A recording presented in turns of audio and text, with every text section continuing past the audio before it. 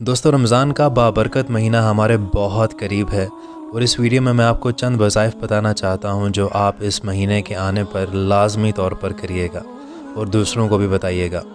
माह रमज़ान की पहली शब बाद नमाज इशा एक मरतबा सूरह फातिहा पढ़ना बहुत अफसल है और माह रमज़ान की पहली शब बाद नमाज तहज्जुद आसमान की तरफ मुँह करके 12 मरतबा ये दुआ पढ़ना बहुत अफसल है।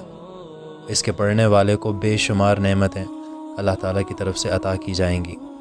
और दोस्तों, रमज़ान शरीफ में हर नमाज इशा तरावीह के बाद रोज़ाना 3 मरतबा कलमा तैयबा पढ़ने की बहुत फजीलत है।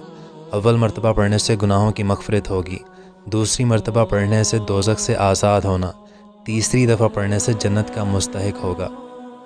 माह रमज़ान अल मुबारक की 21वीं शब को 21 मरतबा सूरह कदर पढ़ना बहुत अफसल है।